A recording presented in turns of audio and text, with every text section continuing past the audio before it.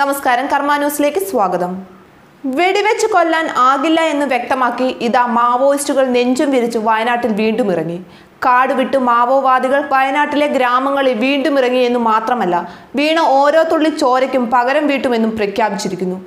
CP Jaleel കൊല്ലപ്പെട്ടതിൽ മാവോയിസ്റ്റുകൾ പ്രതികാരത്തിനൊരുങ്ങുന്നുവെന്ന റിപ്പോർട്ടുകൾക്കിടെ വൈത്തിരിയിൽ ചിതറിയ ചോരയ്ക്ക് പകരം വീട്ടുമെന്നാണ് മുന്നറിയിപ്പുള്ളത്. ഞായറാഴ്ച മാനന്തവാടി തലപ്പുഴയ്ക്ക് സമീപം മക്കിമലയിലെത്തിയ സായുധ മാവോയിസ്റ്റ് സംഘം വിതരണം ചെയ്ത കാട്ടുതീ ബുള്ളറ്റിലാണ് പരാമർശമുള്ളത്. മാവോയിസ്റ്റ് നേതാവ് ജലീലിനെ പിണറായി വിജയന്റെ CPM സർക്കാരും തണ്ടർബോൾട്ടും റിസോർട്ടിലെ ഒറ്റുകാരും ആസൂത്രണം ചെയ്ത് കൊലപ്പെടുത്തിയതാണെന്നാണ് ബുള്ളറ്റിൽ പറയുന്നത്. വ്യാജ ഏറ്റുമുട്ടൽ ഉണ്ടാക്കി മനഃപൂർവ്വം മാവോവാദിയായ CP ജലീലിനെ കൊലപ്പെടുത്തുകയായിരുന്നു എന്നാണ് ആരോപണം. എന്നാൽ ഇതിനെ സർക്കാരും പോലീസും പ്രതിരോധിക്കുന്നുമുണ്ട്. സർക്കാരിന്റെയും പോലീസിന്റെയും വിശദീകരണത്തിൽ മാവോവാദികൾക്ക് ഒട്ടും തൃപ്തിയില്ല. നടന്നത് കൊലപാതകമാണെന്നും ഭരണകൂടം നടത്തിയ അരുംകൊലയാണെന്നും അവർ വിശ്വസിക്കുന്നു.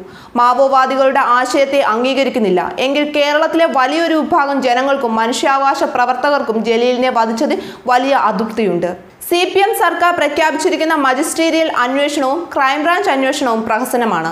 ജുഡീഷ്യൽ അന്വേഷണത്തിലൂടെ സത്യാവസ്ഥ പുറത്തുകൊണ്ടുവരാൻ പ്രക്ഷോഭം ശക്തിപ്പെടുത്തും. ചെറിയൊരു തീപ്പൊരി വലിയൊരു കാട്ടുതീയായി മാറും. കബനി ദളം വക്താവ് മന്ദാകിനിയുടെ പേരിലുള്ള മാർച്ച് ലക്കമാണ് മാവോയിസ്റ്റുകൾ വിതരണം ചെയ്തത്. 2 സ്ത്രീകൾ ഉൾപ്പെടെയുള്ള 4 അംഗ സംഘമാണ് ഞായറാഴ്ച രാത്രി 8 മണിയോടെ മക്കിമലയിലെത്തിയത്. CPM അംഗമായിരുന്ന അനിൽകുമാറിന്റെ ആത്മഹത്യാക്കുറിപ്പിൽ പേര് പരാമർശിച്ച CPM നേതാവിനെതിരെ കഴിഞ്ഞ മാസം തലപ്പുഴയിൽ മാവോയിസ്റ്റുകൾ പോസ്റ്റർ പതിച്ചിരുന്നു. ന്യൂസ് ഡെസ്ക്, കർമ്മ ന്യൂസ്.